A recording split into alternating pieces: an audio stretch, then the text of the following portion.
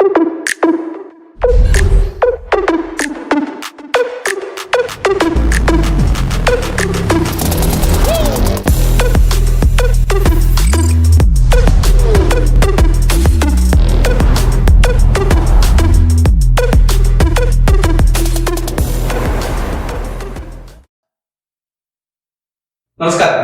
Higher secondary 2ാം വർഷ അക്കൗണ്ടൻസിയുടെ 3ാമത്തെ എപ്പിസോഡാണ്.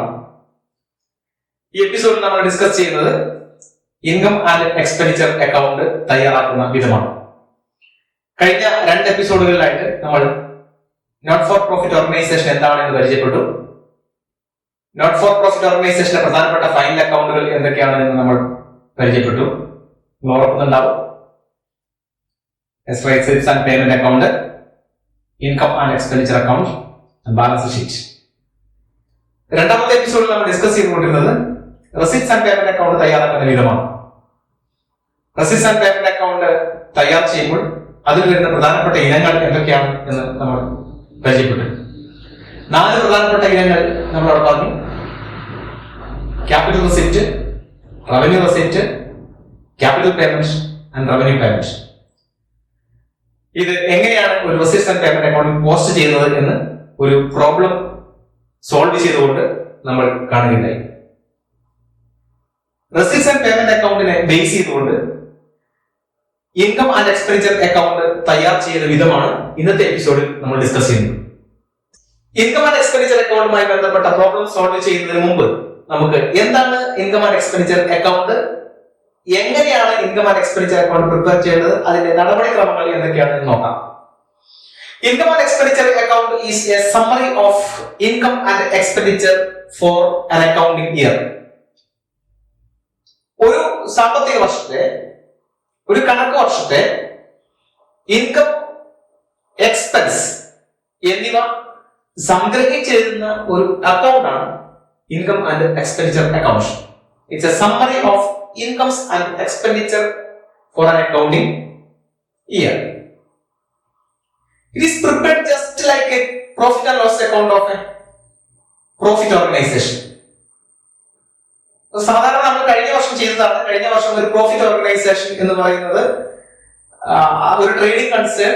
ആ trading concern എങ്ങനെയാണ് അവരുടെ പ്രോഫിറ്റ് ആൻഡ് ലോസ് അക്കൗണ്ട് തയ്യാർ ചെയ്യുന്നത് നമ്മൾ കഴിഞ്ഞ വർഷം കണ്ടതാണ്. ആ പ്രോഫിറ്റ് ആൻഡ് ലോസ് അക്കൗണ്ട് എങ്ങനെയാണോ നമ്മൾ അവിടെ തയ്യാറാക്കിയത്, അതേ മാതൃകയിൽ, അതേ രീതിയിലാണ് നമ്മൾ ഇവിടെയും ഇൻകം ആൻഡ് എക്സ്പെൻഡിച്ചർ അക്കൗണ്ട് തയ്യാർ ചെയ്യുന്നത്. So income and expenditure account is just like a profit and loss account of a business concern. And it is prepared on an accrual basis. Accrual ബേസിസിൽ പ്രിപ്പയർ ചെയ്യുന്നു എന്ന് പറയാനുള്ള കാരണം, cash transactions മാത്രമല്ല, cash ആയിട്ട് കിട്ടിയത് മാത്രമല്ല ഇവിടെ രേഖപ്പെടുത്തുക, ക്യാഷ് ആയിട്ട് കൊടുത്തത് മാത്രമല്ല ഇവിടെ രേഖപ്പെടുത്തുക. അപ്പൊ ഇവിടെ ക്യാഷ് ബേസിന് റെലവൻസ് ഇല്ല. ഇവിടുത്തെ റെലവൻസ് എന്ന് പറയുന്നത് അക്രൂവൽ ബേസ് ആണ്. അതായത് ഈ വർഷം കിട്ടിയില്ലെങ്കിലും അത് ഈ വർഷത്തെ വരുമാനമാണ് എങ്കിൽ നമ്മൾ ഈ വർഷം രേഖപ്പെടുത്തും. ഈ വർഷം കൊടുക്കേണ്ട ഒരു ചെലവ്, അത് ഒരുപക്ഷെ കൊടുക്കുന്നത് അടുത്ത വർഷമായിരിക്കാം. പക്ഷെ അത് അടുത്ത വർഷം കൊടുത്താൽ അത് ഈ വർഷത്തെ ചെലവിൽ നമ്മൾ ഉൾപ്പെടുത്തും. അങ്ങനെ ഈ വർഷത്തെ ഇടപാടുകൾ ക്യാഷ് ആയിട്ട് കൊടുത്താലും ക്യാഷ് ആയിട്ട് കിട്ടിയാലും ഇല്ലെങ്കിലും ഒക്കെ ഈ വർഷത്തെ കണക്കിൽ നമ്മൾ എഴുതും. അത് ഈ വർഷത്തെ ഇൻകം ആണോ ഈ വർഷത്തെ എക്സ്പെൻസ് ആണോ എന്നാണ് നമ്മൾ നോക്കുന്നത്. അങ്ങനെ ഒരു അപ്രൂവൽ ബേസിസിൽ ആക്ച്വൽ ക്യാഷ് റെസിപ്റ്റും ആക്ച്വൽ ക്യാഷ് പേയ്മെന്റും നോക്കാതെ രേഖപ്പെടുത്തുന്നത് കൊണ്ടാണ് income and expenditure account is prepared on an accrual basis എന്ന് പറയുന്നത്. It is prepared with revenue items. Income and expenditure account is prepared with revenue items. Only the revenue items are recorded in income and expenditure account. ഈ income and expenditure account revenue natural item മാത്രമേ എടുക്കത്തുള്ളൂ. നമ്മൾ അത് പറയാൻ വേണ്ടിയിട്ടാണ് നമ്മൾ കഴിഞ്ഞ പ്രാവശ്യം 2ാമത്തെ എപ്പിസോഡിൽ നമ്മൾ ഒരുപാട് തവണ നമ്മൾ എന്താണ് റവന്യൂ റെസിപ്റ്റ്, ക്യാപിറ്റൽ റെസിപ്റ്റ്, എന്താണ് റവന്യൂ പേയ്മെന്റ്, ക്യാപിറ്റൽ പേയ്മെന്റ് എന്ന് തരംതിരിവുണ്ടാക്കിയത്. അപ്പൊ നമുക്ക് ഇവിടെ മനസ്സിലാവും, ഇൻകം ആൻഡ് എക്സ്പെൻഡിച്ചർ അക്കൗണ്ടിൽ റവന്യൂ നേച്ചറിലുള്ള ഐറ്റം മാത്രമേ പരിഗണിക്കുന്നുള്ളൂ. അതുകൊണ്ട് തന്നെ ഇതിന്റെ റവന്യൂ റെസിപ്റ്റ്സും റവന്യൂ പേയ്മെന്റ്സും മാത്രമാണ് ഇൻകം ആൻഡ് എക്സ്പെൻഡിച്ചർ ഉണ്ടാകുന്ന ഐറ്റംസ്. റവന്യൂ റെസിപ്റ്റ്സും റവന്യൂ പേയ്മെന്റ്സും മാത്രമാണ് ഇൻകം ആൻഡ് എക്സ്പെൻഡിച്ചർ ഉണ്ടാകുക. ഇനി all revenue receipts, all revenue payments relating to the current period are shown in this account. ഈ അക്കൗണ്ടിൽ കാണിക്കുന്നത് കറണ്ട് ഇയറിലെ എല്ലാ റവന്യൂ റെസിപ്റ്റ്സും എല്ലാ റവന്യൂ പേയ്മെന്റ്സുമാണ്. എന്ന് പറഞ്ഞാൽ നമ്മൾ കഴിഞ്ഞ രണ്ടാമത്തെ എപ്പിസോഡിൽ നമ്മൾ കണ്ട സബ്സ്ക്രിപ്ഷൻ ഇൻകം, 3 സബ്സ്ക്രിപ്ഷൻ ഇൻകം നമ്മൾ കണ്ടു. 3 വർഷങ്ങളിലെ പൈസ കിട്ടിയതായിട്ട് നമ്മൾ അവിടെ കണ്ടിരുന്നു. നിങ്ങൾ അത് ഓർത്തെടുക്കുന്നുണ്ടാവുമെന്ന് കരുതുന്നു. അതിൽ ഞാൻ സൂചിപ്പിച്ചിരുന്നു, കഴിഞ്ഞ വർഷത്തെ പൈസ ഈ വർഷം കിട്ടിയതായിട്ട് കാണുന്നുണ്ടായിരുന്നു. അടുത്ത വർഷത്തെ പൈസയും ഈ വർഷം കിട്ടിയതായിട്ട് അവിടെ കാണിച്ചിട്ടുണ്ടായിരുന്നു. കഴിഞ്ഞ വർഷത്തെ പൈസ ഈ വർഷം കിട്ടിയാൽ അത് ഈ വർഷത്തെ ഇൻകം അല്ല, അത് കഴിഞ്ഞ വർഷത്തെ ഇൻകമാണ്.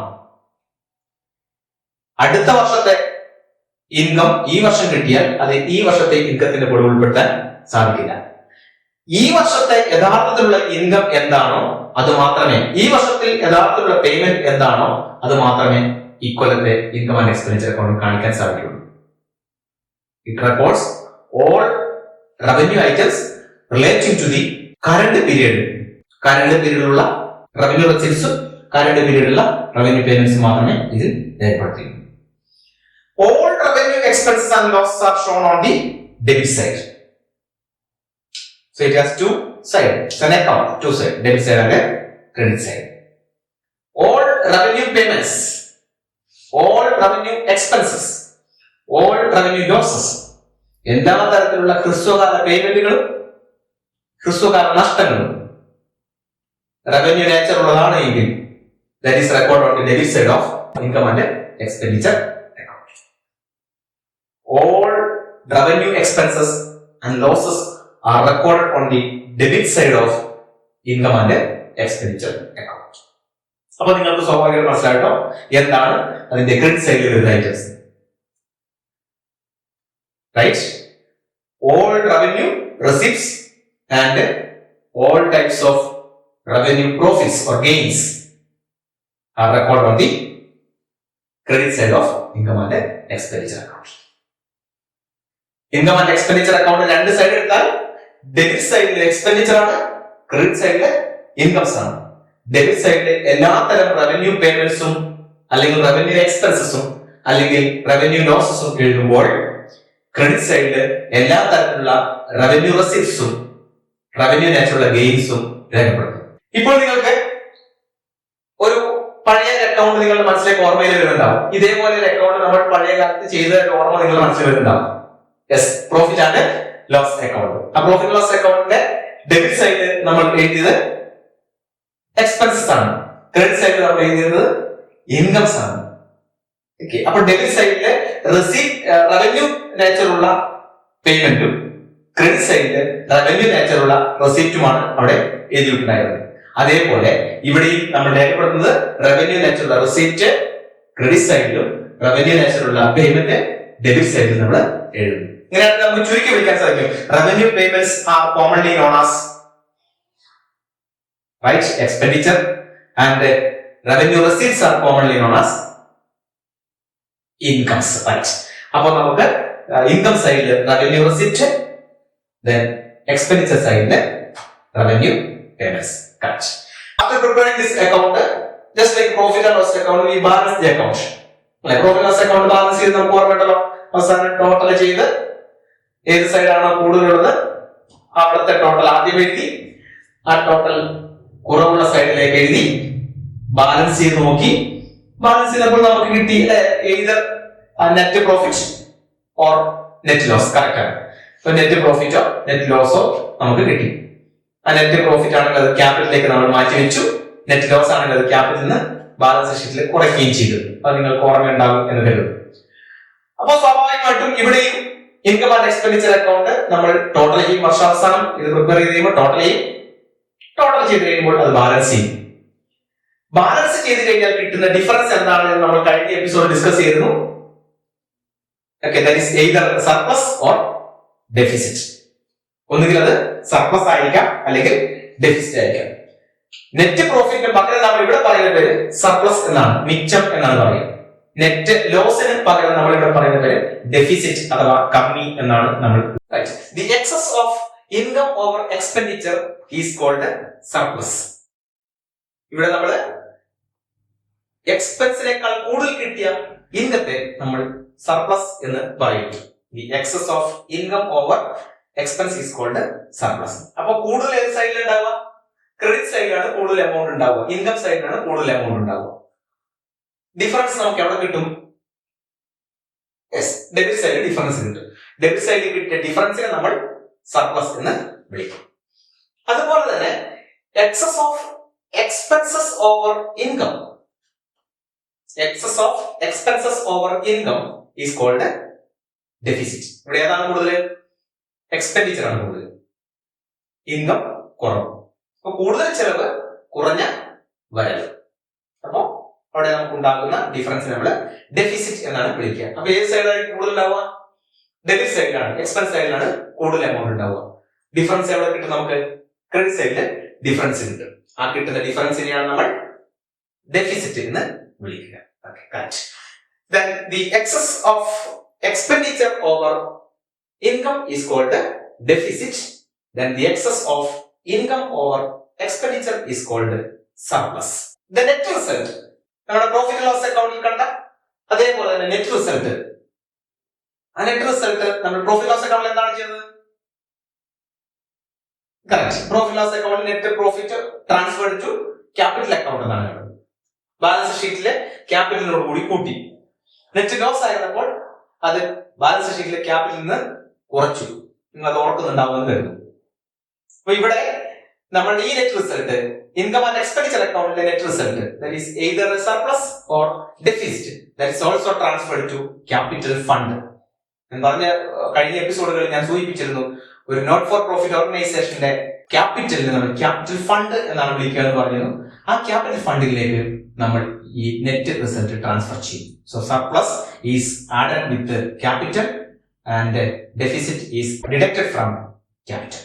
അപ്പൊ നമ്മളിവിടെ ഇൻകം ആൻഡ് എക്സ്പെൻഡിച്ചർ അക്കൗണ്ട് വരയ്ക്കുന്നതിന് മുമ്പിൽ നമ്മൾ കഴിഞ്ഞ എപ്പിസോഡുകളിൽ കണ്ട റവന്യൂ റെസിപ്റ്റ്സ് എന്തൊക്കെയാണ്, റവന്യൂ പേയ്മെന്റ്സ് എന്തൊക്കെയാണ് എന്ന് പെട്ടെന്ന് നമുക്ക് ഈ സ്ലൈഡുകളിലൂടെ ഒന്ന് നോക്കി പോകാം. നിങ്ങളുടെ റിവിഷന് വേണ്ടിയിട്ടാണ് കഴിഞ്ഞ പ്രാവശ്യം നിങ്ങൾ കണ്ട റവന്യൂ റെസിപ്റ്റ്സും റവന്യൂ പേയ്മെന്റ്സും എന്താണെന്ന് പെട്ടെന്ന് തിരിച്ചറിയാൻ വേണ്ടി. അവിടെ നമ്മൾ ക്യാപിറ്റൽ റെസിപ്റ്റും ക്യാപിറ്റൽ പേയ്മെന്റും പറഞ്ഞിരുന്നു. പക്ഷെ നമുക്ക് ഇവിടെ ക്യാപിറ്റൽ റെസിപ്റ്റും ക്യാപിറ്റൽ പേയ്മെന്റും ആവശ്യമില്ല. അതുകൊണ്ട് റവന്യൂ റെസിപ്റ്റ്സും റവന്യൂ പേയ്മെന്റ്സും മാത്രം ഫോക്കസ് ചെയ്യുന്നതിന് വേണ്ടിയിട്ട് ഈ സ്ലൈഡുകളിലൂടെ നിങ്ങൾക്ക് ഒന്ന് പോകാവുന്നതാണ്. അവിടെ കണ്ടത് റവന്യൂ നേച്ചറുള്ള റെസിപ്റ്റ് എന്ന് പറയുന്നത് it is the receipt of recurring nature, ആവർത്തിച്ച് വരുന്ന റെസിപ്റ്റ് ആണ് എന്ന് പറഞ്ഞിരുന്നു. കൂടെ ഒരു മാസം അല്ലെങ്കിൽ ഒരാഴ്ചയിലൊക്കെ ആവർത്തിച്ച് വരും, ഒരു വർഷം പലതവണ സംഭവിക്കാൻ സാധ്യതയുള്ള റെസിപ്റ്റ് ആണ് റവന്യൂ റെസിപ്റ്റ്. പ്രധാനപ്പെട്ട റവന്യൂ റെസിപ്റ്റുകൾ ആനുവൽ മെമ്പർഷിപ്പ് സബ്സ്ക്രിപ്ഷൻ ഉണ്ട്. ഞാൻ അവിടെ സൂചിപ്പിച്ചിരുന്നു, മെമ്പർഷിപ്പ് ലൈഫ് മെമ്പർഷിപ്പ് ആണ് എങ്കിൽ ക്യാപിറ്റലൈസ് ചെയ്യുമെന്ന് പറഞ്ഞു. എന്നാൽ ലൈഫ് മെമ്പർഷിപ്പ് അല്ല എങ്കിൽ ആനുവൽ ആയിട്ട് കിട്ടുന്ന മെമ്പർഷിപ്പ് സബ്സ്ക്രിപ്ഷൻ ഉണ്ടെങ്കിൽ അത് റവന്യൂ റെസിപ്റ്റ് ആണ്. അഡ്മിഷൻ ഫീസ് ക്യാപിറ്റലൈസ് ചെയ്തിട്ടില്ലെങ്കിൽ അത് ക്യാപിറ്റലൈസ് ചെയ്ത അഡ്മിഷൻ ഫീസ് ക്യാപിറ്റൽ ആണ്, ക്യാപിറ്റലൈസ് ചെയ്യാത്ത അഡ്മിഷൻ ഫീസ് റവന്യൂ റെസിപ്റ്റ് ആണ്. Then receipt from sale of old newspaper, magazines, hold and received, interest received on investment, donations, grant, capitalise ചെയ്യാത്ത legacy, ചെറിയ amount legacy കഴിഞ്ഞ എപ്പിസോഡിൽ വിശദമായിട്ട് പറഞ്ഞതാണ്. Locker rent, clock room rent received, receipt from sale of refreshment and any other items of similar nature. ഇത്തരത്തിൽ ഹ്രസ്വകാലാടിസ്ഥാനത്തിൽ കിട്ടുന്ന എല്ലാ റെസിപ്റ്റും revenue റെസിപ്റ്റുകളാണ്. അപ്പൊ റവന്യൂ റെസിപ്റ്റ്സ് ഒക്കെ നമ്മൾ എവിടെ എഴുതുക? ഇത്തരം റവന്യൂ റെസിപ്റ്റ്സ് ഒക്കെ ഇൻകം ആയിട്ട് ഇൻകം സൈഡിൽ ക്രെഡിറ്റ് സൈഡിൽ കാണിക്കും. കറക്റ്റ്. ദെൻ അടുത്ത റവന്യൂ പേയ്മെന്റ്സ് ആണ്. അത് നമ്മൾ എക്സ്പെൻസസ് എന്നാണ് വിളിക്കുക. അത്തരത്തിലുള്ള എക്സ്പെൻസസ് എന്തൊക്കെയാണെന്ന് പെട്ടെന്ന് നമുക്ക് നോക്കാം. Salaries, wages, honorarium paid, traveling and conveyance expenses, rent, taxes, electricity charges, printing and stationery, postage, repairs, telephone charges. ഇങ്ങനെ ഹ്രസ്വകാലത്തെ കൊടുക്കുന്ന പേയ്മെന്റുകൾ റവന്യൂ പേയ്മെന്റുകളാണ്. Similarly payment for organising sports, ചെറിയ മത്സരങ്ങളൊക്കെ നടത്തുമ്പോഴാണ് ചെറിയ ചെലവുകൾ. Payment for purchase of refreshment, dinner. Then interest paid on investment, interest paid on bank overdraft. അപ്പൊ ഇങ്ങനെ ഹ്രസ്വകാലത്തേക്കുള്ള എല്ലാത്തരം പേയ്മെന്റുകളെയും നമുക്ക് റവന്യൂ നേച്ചറുള്ള പേയ്മെന്റ് എന്ന് വിളിക്കാൻ സാധിക്കും. റവന്യൂ നേച്ചറുള്ള പേയ്മെന്റ് അല്ല, എക്സ്പെൻഡിച്ചർ ആണ്. അത് എക്സ്പെൻഡിച്ചർ സൈഡിൽ അഥവാ ഡെബിറ്റ് സൈഡിൽ എഴുതുകയും ചെയ്യും. അടുത്ത നമ്മൾ കാണാൻ പോകുന്നത് ഒരു ഇൻകം ആൻഡ് എക്സ്പെൻഡിച്ചർ അക്കൗണ്ട് തയ്യാർ ചെയ്യുമ്പോൾ പ്രധാനമായിട്ട് ശ്രദ്ധിക്കേണ്ട കാര്യങ്ങൾ എന്തൊക്കെയാണ്, എന്തൊക്കെ സ്റ്റെപ്പുകളാണ് ഇൻകം ആൻഡ് എക്സ്പെൻഡിച്ചർ അക്കൗണ്ട് തയ്യാറാക്കാൻ ആവശ്യമുള്ളത് എന്ന് നമുക്ക് ഒന്ന് നോക്കാം. ഇൻകം ആൻഡ് എക്സ്പെൻഡിച്ചർ തയ്യാറാക്കുന്നതിന് തൊട്ട് മുമ്പിൽ നിങ്ങൾക്ക് തരുന്ന ക്വസ്റ്റിന്റെ അകത്ത് നിങ്ങൾക്ക് ഒരു റെസിപ്റ്റ്സ് ആൻഡ് പേയ്മെന്റ് അക്കൗണ്ട് ആണ് ക്വസ്റ്റിന് തന്നിട്ടുണ്ടാവും. അപ്പൊ ആ റെസിപ്റ്റ്സ് ആൻഡ് പേയ്മെന്റ് അക്കൗണ്ട് ഒന്ന് ശരിയായി ഒന്ന് ഓടിച്ചു നോക്കുക എന്നുള്ളതാണ് ആദ്യത്തെ ഘട്ടം. Go thoroughly through the receipts and payment account. Receipts and payment account വളരെ വിശദമായിട്ട് പരിശോധിച്ച് നോക്കുക. ആ റെസിപ്റ്റ്സ് ആൻഡ് പേയ്മെന്റ് അക്കൗണ്ടിൽ നിങ്ങൾക്ക് 4 തരത്തിലുള്ള ഇനങ്ങൾ കാണാൻ സാധിക്കും അല്ലെ. നമ്മൾ കഴിഞ്ഞ പ്രാവശ്യം റെസിപ്റ്റ്സ് ആൻഡ് പേയ്മെന്റ് അക്കൗണ്ട് നമുക്ക് ഓർമ്മയുണ്ട് 4 തരത്തിലുള്ള ഐറ്റം. ക്യാപിറ്റൽ റെസിപ്റ്റുകൾ ഉണ്ട്, റെസിപ്റ്റ് സൈഡും ഉണ്ട്, പേയ്മെന്റ് സൈഡും ഉണ്ട്. റെസിപ്റ്റ് സൈഡിൽ തന്നെ ക്യാപിറ്റൽ റെസിപ്റ്റ്സും ഉണ്ട്, റവന്യൂ റെസിപ്റ്റ്സും ഉണ്ട്. പേയ്മെന്റ് സൈഡിൽ റവന്യൂ പേയ്മെന്റും ഉണ്ട്, ക്യാപിറ്റൽ പേയ്മെന്റും ഉണ്ട്. അപ്പൊ നമ്മൾ ഈ റെസിപ്റ്റ്സ് ആൻഡ് പേയ്മെന്റ് അക്കൗണ്ടിലൂടെ വിശദമായിട്ട് പോകുമ്പോൾ നമുക്ക് അതിൽ നിന്ന് ചില ഇനങ്ങൾ നമുക്ക് ഇപ്പോൾ ഇൻകം ആൻഡ് എക്സ്പെൻഡിച്ചർ അക്കൗണ്ട് തയ്യാറാക്കാൻ വേണ്ടി പെറുക്കെടുക്കേണ്ടി വരും. മറ്റു ചിലതൊക്കെ നമ്മൾ ഇപ്പോൾ തൽക്കാലം എക്സ്ക്ലൂഡ് ചെയ്യേണ്ടി വരും, ഒഴിവാക്കേണ്ടി വരും. അപ്പൊ നിങ്ങളുടെ മനസ്സിൽ പെട്ടെന്ന് പറഞ്ഞത് ഏതൊക്കെ ഇനങ്ങളാണ് നമുക്ക് വേണ്ടി വരിക ഇൻകം ആൻഡ് എക്സ്പെൻഡിച്ചർ അക്കൗണ്ട് തയ്യാറാക്കാൻ വേണ്ടി റെസിപ്റ്റ്സ് ആൻഡ് പേയ്മെന്റ് അക്കൗണ്ടിന് ഏതൊക്കെ ഇനങ്ങൾ വേണം? ഇൻകം ആൻഡ് എക്സ്പെൻഡിച്ചർ അക്കൗണ്ട് തയ്യാറാക്കുമ്പോൾ റെസിപ്റ്റ്സ് ആൻഡ് പേയ്മെന്റ് അക്കൗണ്ടിലെ ഏതൊക്കെ ഇനങ്ങൾ ഒഴിവാക്കണം? ഓക്കെ, ക്ലിയർ ആയി. നിങ്ങളുടെ മനസ്സിലൊരു ഐഡിയ വന്നു. റവന്യൂ നേച്ചറിലുള്ള ഐറ്റംസ് ഒക്കെ നമ്മൾ എടുക്കും, ക്യാപിറ്റൽ നേച്ചറുള്ള ഐറ്റംസ് ഒക്കെ നമ്മൾ ഒഴിവാക്കുകയും ചെയ്യും. റവന്യൂ റെസിപ്റ്റ്സ് ഒക്കെ എടുക്കും, റവന്യൂ പേയ്മെന്റ്സ് ഒക്കെ എടുക്കും. ക്യാപിറ്റൽ റെസിപ്റ്റ്സും ക്യാപിറ്റൽ പേയ്മെന്റും നമ്മൾ ഇവിടെ നിന്ന് ഒഴിവാക്കും. അപ്പൊ ഏതൊക്കെ ഇനങ്ങൾ എടുക്കണം, ഏതൊക്കെ ഒഴിവാക്കണം എന്നറിയാൻ വേണ്ടി നമ്മൾ വളരെ ഡീറ്റെയിൽഡ് ആയിട്ട് നമ്മളുടെ തന്നിരിക്കുന്ന റെസിപ്റ്റ്സ് ആൻഡ് പേയ്മെന്റ് അക്കൗണ്ടിലൂടെ പോവുക എന്നുള്ളതാണ് ഒന്നാമത്തെ സ്റ്റെപ്പ്. രണ്ടാമത് നമ്മൾ റെസിപ്റ്റ്സ് ആൻഡ് പേയ്മെന്റ് അക്കൗണ്ട് കഴിഞ്ഞ എപ്പിസോഡിൽ നമ്മൾ കണ്ടതാണ്. Opening balance of cash and bank, closing balance of cash and bank. ഈ 2 ഇനങ്ങളുണ്ട്. ഓപ്പണിംഗ് ബാലൻസ് കൊണ്ടാണ് തുടങ്ങുന്നത്, ക്ലോസിംഗ് ബാലൻസ് കൊണ്ടാണ് അവസാനിക്കുന്നത് പറഞ്ഞു. ഓപ്പണിംഗ് ബാലൻസ് ഓഫ് ക്യാഷും ക്ലോസിംഗ് ബാലൻസ് ഓഫ് ക്യാഷും ഇൻഗോ എക്സ്പെൻസ് ഒന്നും അല്ല, ആണോ? അല്ല അല്ലെ, ഇൻഗോ എക്സ്പെൻസും അല്ല. അതുകൊണ്ട് തന്നെ ഓപ്പണിംഗ് ക്യാഷ് ബാലൻസും ക്ലോസിംഗ് ക്യാഷ് ബാലൻസും ഒഴിവാക്കിയിരിക്കുന്നത് അത് നമുക്ക് വേണ്ട. ഇൻകം ആൻഡ് എക്സ്പെൻഡിച്ചർ അക്കൗണ്ട് തയ്യാറാക്കാൻ അതിന്റെ ആവശ്യം ഇല്ല. കാരണം അത് ഇൻകമോ എക്സ്പെൻസോ അല്ല. അപ്പോ റെസിപ്റ്റ്സ് ആൻഡ് പേയ്മെന്റ് അക്കൗണ്ടിലൂടെ ഡീറ്റെയിൽ ആയിട്ട് പോകുന്നു. റെസിപ്റ്റ്സ് ആൻഡ് പേയ്മെന്റ് അക്കൗണ്ടിൽ തന്നിരിക്കുന്ന ഓപ്പണിംഗ് ബാലൻസ് ഓഫ് ക്യാഷും ക്ലോസിംഗ് ബാലൻസ് ഓഫ് ക്യാഷും നമ്മൾ എക്സ്ക്ലൂഡ് ചെയ്യും, ഒഴിവാക്കുന്നു. മൂന്നാമത്തത് റെസിപ്റ്റ്സ് ആൻഡ് പേയ്മെന്റ് അക്കൗണ്ടിൽ തന്നിരിക്കുന്ന എല്ലാ ക്യാപിറ്റൽ റെസിപ്റ്റ്സും എല്ലാ ക്യാപിറ്റൽ പേയ്മെന്റും നമ്മൾ ഒഴിവാക്കുന്നു. എല്ലാ ക്യാപിറ്റൽ റെസിപ്റ്റ്സും എല്ലാ ക്യാപിറ്റൽ പേയ്മെന്റ്സും ഒഴിവാക്കും. അതെവിടെ എടുക്കുക നമ്മൾ? അത് ഒഴിവാക്കുന്ന പറഞ്ഞാൽ നമ്മൾ തീരെ ഒഴിവാക്കി കളയലല്ല. അത് നമ്മൾ എവിടെ എടുക്കും? അത് നമ്മൾ പിന്നീട് നമ്മൾ കഴിഞ്ഞ പോലത്തെ ട്രയൽ ബാലൻസ് നമ്മുടെ മനസ്സിൽ ആലോചിക്കും. ആ ട്രയൽ ബാലൻസിൽ തന്ന എല്ലാ ഇനങ്ങളും നമ്മൾ ട്രേഡിംഗ് പ്രോഫിറ്റ് ലോസ് അക്കൗണ്ടിൽ എടുത്തോ? ഇല്ല, അവിടുത്തെ ഇൻകവും എക്സ്പെൻസും എടുത്തുള്ളൂ. എടുക്കാത്ത ബാക്കിയുള്ള ഇനങ്ങൾ എവിടെയാണ് കാണിച്ചിട്ടുള്ളത്? അത്തരത്തിലുള്ള ഇനങ്ങൾ നമ്മൾ നേരെ ബിൽഡിംഗ് അല്ലെ, furniture, land, cash in hand, ഇത്രയും ഇനങ്ങൾ ഉണ്ടായിരുന്നല്ലോ. ഇങ്ങനെയുള്ള ഇനങ്ങൾ എവിടെയായിരുന്നു നമ്മൾ കാണിച്ചത്? റൈറ്റ്, അത് ബാലൻസ് ഷീറ്റിലാണ് കാണിച്ചത്. അപ്പൊ ഇവിടെയും ഇൻകം ആൻഡ് എക്സ്പെൻഡിച്ചർ തയ്യാറാക്കാൻ വേണ്ടി റെസിപ്റ്റ്സ് ആൻഡ് പേയ്മെന്റ് അക്കൗണ്ടിലുള്ള റവന്യൂ റെസിപ്റ്റ്സും റവന്യൂ പേയ്മെന്റും നമ്മൾ ഇങ്ങ് എടുക്കും.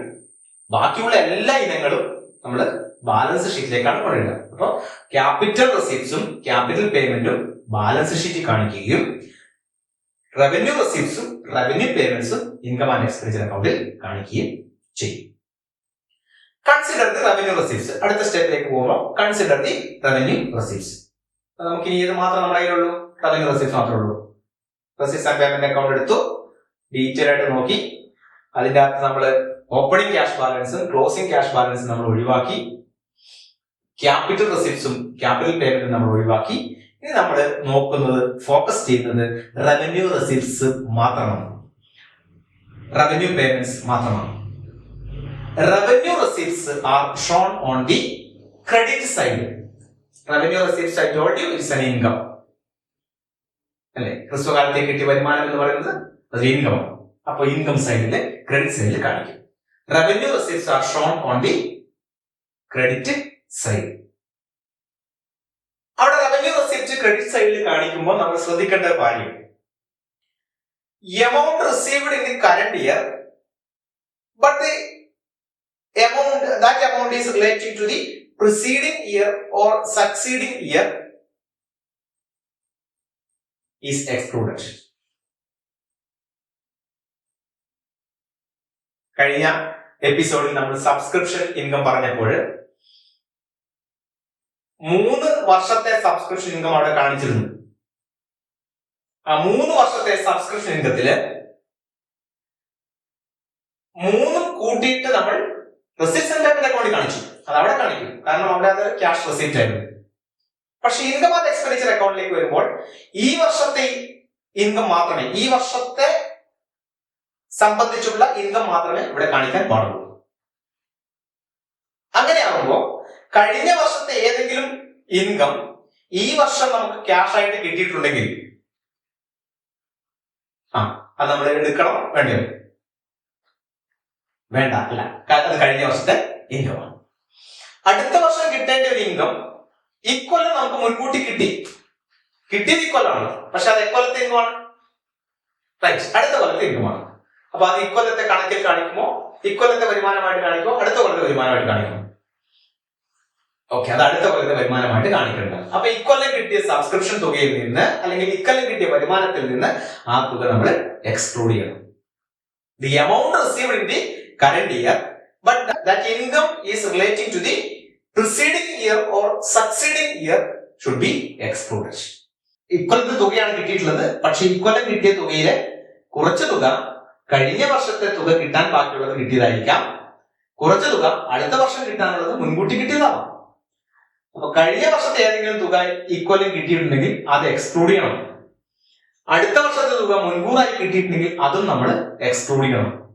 ഇവിടെ ഇത് പറയാനുള്ള കാരണം ഈ വർഷത്തിൽ യഥാർത്ഥത്തിലുള്ള ഇൻകം എന്താണോ ആ ഇൻകം മാത്രമേ നമ്മൾ ഇക്കൊല്ലത്തെ ഇൻകം ആൻഡ് എക്സ്പെൻഡിച്ചർ അക്കൗണ്ടിൽ കാണിക്കാൻ പാടുള്ളൂ. അതുകൊണ്ടാണ് ഈ 2 ഇനങ്ങൾ നമ്മൾ എക്സ്ക്ലൂഡ് ചെയ്യുന്നത്. അടുത്ത step, consider the revenue payments. Revenue പേയ്മെന്റ്സിലും ഇതേ പ്രശ്നമുണ്ട്. ആ റവന്യൂ പേയ്മെന്റ്സിൽ ചിലതൊക്കെ നമ്മൾ ഇക്കൊല്ലം കൊടുത്തിട്ടുണ്ടാവും, പക്ഷെ ആ കൊടുത്ത തുക ഒരുപക്ഷെ കുറച്ചത് കഴിഞ്ഞ വർഷത്തെ തുകയായിരിക്കും, കുറച്ച തുക അടുത്ത വർഷത്തേക്ക് വേണ്ടി മുൻകൂട്ടി കൊടുത്തായിരിക്കും. ഉദാഹരണത്തിന് wages paid during the year 500 എന്ന് കരുതുക. 500 രൂപ വേജസ് കൊടുത്തു എന്ന് കരുതുക. Wages paid during the year 500. ഈ 500 രൂപ മുഴുവനും ഇക്കൊല്ലത്തേതാവണമെന്നില്ല. ക്വസ്റ്റ്യൻ പറയുകയാണ് 100 രൂപ, ഈ 500 രൂപയിൽ 100 രൂപ കഴിഞ്ഞ കൊല്ലത്തെ വേജ് ആണ്.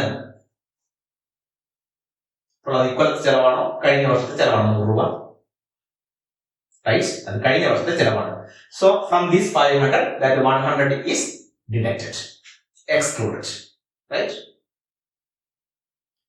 അതോടൊപ്പം ഒന്നുകൂടെ പറയുന്നു, 500 രൂപ കൊടുത്തതിന് ₹200 is paid for the next year. ഇതിലെ 500 രൂപയില് 200 രൂപ അടുത്ത വർഷത്തേതാണ്. അത് ഇക്കൊല്ലത്തെ ചെലവാണോ അടുത്ത വർഷത്തെ ചെലവാണോ? റൈറ്റ്, അത് അടുത്ത വർഷത്തെ ചെലവാണ്. So that also should be excluded. ആ 200 രൂപയും എക്സ്ക്ലൂഡ് ചെയ്യും. 500 രൂപയ്ക്കകത്ത് കഴിഞ്ഞ വർഷത്തെ 100 രൂപ കുറച്ചു, അടുത്ത വർഷത്തെ 200 രൂപ കുറച്ചു. 300 രൂപ കുറച്ചാൽ ഇക്കൊല്ലത്തെ എക്സ്പെൻസ് ആയിട്ട് നമുക്ക് ഇൻകം ആൻഡ് എക്സ്പെൻഡിച്ചർ അക്കൗണ്ടിൽ കാണിക്കാവുന്ന വേജസ് ദാറ്റ്സ് ഓൺലി 200. അതുകൊണ്ടാണ് നമ്മൾ പറയുന്നത് consider the revenue payments and shown on the expenditure side. That revenue payments are shown on the expenditure side, and the amount paid in the current year but relating to the preceding year or succeeding year should be excluded. അത് നമ്മൾ ഒഴിവാക്കും. അതോടൊപ്പം ഈ വർഷം ഏതെങ്കിലും തുക കൊടുക്കാൻ ബാക്കിയുണ്ടെങ്കിൽ, outstanding wages അല്ലെ, കൊടുക്കാൻ ബാക്കിയുള്ള വേജസ് ആണ്, കൊടുക്കാൻ ബാക്കിയുണ്ട് എങ്കിൽ outstanding wages also should be, അത് ഇക്കൊല്ലത്തെ ചെലവാണോ അതോ അത് കൊടുക്കുന്ന കാലത്ത് ചെലവാണോ? അത് ഇക്കൊല്ലത്തെ ചെലവാണ് അല്ലെ, കൊടുക്കുന്ന കാലത്ത് അത് ഇക്കൊല്ലത്തെ ചെലവാണ്. അപ്പോൾ സ്വാഭാവികമായിട്ട് അത് ഇൻക്ലൂഡ് ചെയ്യും. ഔട്ട്സ്റ്റാൻഡിംഗ് വേജസ് ഉണ്ടെങ്കിൽ അത് ഇൻക്ലൂഡ് ചെയ്യുക. കഴിഞ്ഞ വർഷത്തെ എമൗണ്ട് കൊടുക്കാൻ ബാക്കിയുണ്ടെങ്കിൽ അത് ഇക്കൊല്ലം കൊടുത്തിട്ടുണ്ട് എങ്കിൽ അത് എക്സ്ക്ലൂഡ് ചെയ്യുക. അടുത്ത കൊല്ലത്തെ എമൗണ്ട് ഇക്കൊല്ലം കൊടുത്തിട്ടുണ്ടെങ്കിൽ അതും എക്സ്ക്ലൂഡ് ചെയ്യാം. എന്ന് പറഞ്ഞാൽ ഈ വർഷത്തെ യഥാർത്ഥത്തിലുള്ള ചെലവ് മാത്രമേ ഇൻകം ആൻഡ് എക്സ്പെൻഡിച്ചർ അക്കൗണ്ടിന്റെ എക്സ്പെൻഡിച്ചർ സൈഡിൽ കാണിക്കാൻ പാടുള്ളൂ. Then consider the non-cash items which are not shown in the receipts and payment account. ചില ഐറ്റംസ് റെസിപ്റ്റ്സ് ആൻഡ് പേയ്മെന്റ് അക്കൗണ്ടിൽ കാണിച്ചിട്ടുണ്ടാവില്ല. നമ്മൾ അതിന് ഉദാഹരണം നമ്മൾ പറഞ്ഞു. എല്ലാ ക്യാഷ് ട്രാൻസാക്ഷൻസ് മാത്രമേ റെസിപ്റ്റ്സ് ആൻഡ് പേയ്മെന്റ് അക്കൗണ്ടിൽ എടുക്കുന്നുള്ളൂ പറഞ്ഞു. അവിടെ ഔട്ട് ഓഫ് പോക്കറ്റ് കോസ്റ്റ്, കയ്യിൽ നിന്ന് പണമായിട്ട് പോയിട്ടുണ്ടെങ്കിൽ, കയ്യിലേക്ക് പണമായിട്ട് കിട്ടിയിട്ടുണ്ടെങ്കിൽ അത് മാത്രമേ അവിടെ കാണിക്കുന്നുള്ളൂ എന്ന് പറഞ്ഞു. എന്നാലും അത് കൂടാതെ നോട്ട് ഫോർ പ്രോഫിറ്റ് ഓർഗനൈസേഷൻ ചില ഇനങ്ങൾ കൂടി ഉണ്ടാവും. അത് അവിടെ സൂചിപ്പ് ചെയ്യുന്നു. Depreciation, right, provision for bad and doubtful debts, right, profit on sale of fixed assets. ഇതൊന്നും നമ്മുടെ കയ്യിലേക്ക് പണമായിട്ട് കിട്ടുകയോ നമ്മുടെ കയ്യിൽ നിന്ന് ക്യാഷ് ആയിട്ട് പോവുകയോ ചെയ്യാത്ത ഐറ്റങ്ങളാണ്. ഇതൊക്കെ റെസിപ്റ്റ്സ് ആൻഡ് പേയ്മെന്റ് അക്കൗണ്ടിൽ അഡീഷണൽ അഡ്ജസ്റ്റ്മെന്റ് ആയിട്ട് നമുക്ക് തന്നിട്ടുണ്ടാവും. ഇത്തരത്തിലുള്ള ഇനങ്ങൾ കൂടി പരിഗണിക്കുക. ഡിപ്രിസിയേഷൻ ഒരു ലോസ് ആണ്, അത് ഡെബിറ്റ് സൈഡിൽ കാണിക്കണം. Profit on sale of investment അതൊരു റവന്യൂ ആണ്, അത് നമ്മൾ ഇൻകം സൈഡിൽ കാണിക്കണം. ഇങ്ങനെ ചില ഐറ്റം കൂടി നമ്മൾ റെസിപ്റ്റ്സ് ആൻഡ് പേയ്മെന്റ് അക്കൗണ്ടിൽ തരാത്ത ചില ഐറ്റംസ് കൂടി പരിഗണിച്ചുകൊണ്ടാണ് നമ്മൾ ഇൻകം ആൻഡ് എക്സ്പെൻഡിച്ചർ അക്കൗണ്ട് തയ്യാറാക്കുക.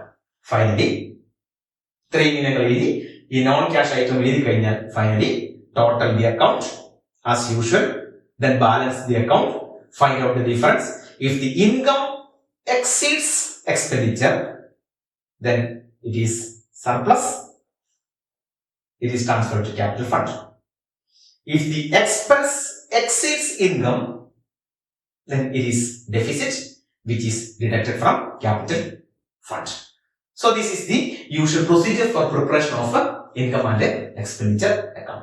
ഇനി നമ്മൾ കാണാൻ പോകുന്നത് ഒരു ഇൻകം ആൻഡ് എക്സ്പെൻഡിച്ചർ അക്കൗണ്ട് എങ്ങനെയാണ് നമ്മൾ സോൾവ് ചെയ്യുന്നതാണ് നമ്മൾ നോക്കാൻ പോകുന്നത്. കഴിഞ്ഞ എപ്പിസോഡിൽ നമ്മൾ റെസിപ്റ്റ്സ് ആൻഡ് പേയ്മെന്റ് അക്കൗണ്ട് വരച്ച് തയ്യാറാക്കി നിർത്തിയിട്ടുണ്ട്. അത്തരത്തിലുള്ള റെസിപ്റ്റ്സ് ആൻഡ് പേയ്മെന്റ് അക്കൗണ്ടിന്റെ അടിസ്ഥാനത്തിൽ ഇൻകം ആൻഡ് എക്സ്പെൻഡിച്ചർ അക്കൗണ്ട് എങ്ങനെ തയ്യാർ ചെയ്യാമെന്ന് നമുക്ക് നോക്കാം. ഇപ്പോൾ നിങ്ങൾ കാണുന്നത് ഇൻകം ആൻഡ് എക്സ്പെൻഡിച്ചർ അക്കൗണ്ടുമായി ബന്ധപ്പെട്ടുള്ള ഒരു ക്വസ്റ്റൻ ആണ്. Receipts and payment account of a not for profit organisation ആണ് നിങ്ങൾ ഇപ്പോൾ സ്ക്രീനിൽ കാണുന്നത്. ഈ വീഡിയോ പോസ്റ്റ് ചെയ്തതിനു ശേഷം നിങ്ങൾ ആ ഇൻകം ആൻഡ് എക്സ്പെൻഡിച്ചർ അക്കൗണ്ട് തയ്യാർ ചെയ്യുന്നതിന് വേണ്ടിയിട്ട് റെസിപ്റ്റ്സ് ആൻഡ് പേയ്മെന്റ് അക്കൗണ്ട് തന്നിരിക്കുന്ന ക്വസ്റ്റ്യൻ ഒന്ന് എഴുതിയെടുക്കുക. ഓക്കെ, നിങ്ങൾ റെസിപ്റ്റ്സ് ആൻഡ് പേയ്മെന്റ് അക്കൗണ്ട് നിങ്ങളുടെ നോട്ട്ബുക്കിലേക്ക് പകർത്തിയിട്ടുണ്ടാവും എന്ന് കരുതുന്നു. ആ റെസിപ്റ്റ്സ് ആൻഡ് പേയ്മെന്റ് അക്കൗണ്ടിനെ ബേസ് ചെയ്തുകൊണ്ട് നമ്മൾ ഓരോ ഇനവും എടുത്ത് പരിശോധിച്ചുകൊണ്ട് ഇൻകം ആൻഡ് എക്സ്പെൻഡിച്ചർ അക്കൗണ്ട് തയ്യാറാക്കാൻ പോവുകയാണ്. ആ ഇൻകം ആൻഡ് എക്സ്പെൻഡിച്ചർ അക്കൗണ്ട് തയ്യാറാക്കാൻ പോകുന്നതിന് തൊട്ട് മുമ്പിൽ നമ്മൾ എന്താണ് ഒരു ഇൻകം ആൻഡ് എക്സ്പെൻഡിച്ചർ അക്കൗണ്ടിന്റെ ഫോർമാറ്റ് എന്ന് നോക്കാം. സ്ക്രീനിൽ നോക്കിയാൽ നിങ്ങൾക്ക് കാണാം ഇൻകം ആൻഡ് എക്സ്പെൻഡിച്ചർ അക്കൗണ്ടിന്റെ format. Income and expenditure account of particular organisation, അവിടെ പറഞ്ഞ ഓർഗനൈസേഷന്റെ പേര് പറഞ്ഞിട്ട് ഫോർ ദി ഇയർ എൻഡിങ് ഏത് കാലത്തേക്കുള്ള ഇൻകം ആൻഡ് എക്സ്പെൻഡിച്ചർ അക്കൗണ്ട് ആണ് എന്ന് നിങ്ങൾക്ക് സ്ക്രീനിൽ കാണാൻ സാധിക്കും. ഇത് നമ്മൾ സാധാരണ പ്രോഫിറ്റ് ലോസ് അക്കൗണ്ട് വരയ്ക്കുന്നത് പോലെ തന്നെ ഇതിന്റെ ടൈറ്റിൽസ് നിങ്ങൾക്ക് അവിടെ കാണാം. I told you it's an account, final account ആണ്. So it is usually prepared in the form of a T format. നിങ്ങൾക്ക് കാണാം അക്കൗണ്ട് ടി ഫോർമാറ്റിൽ അവിടെ വരച്ചിരിക്കുന്നു.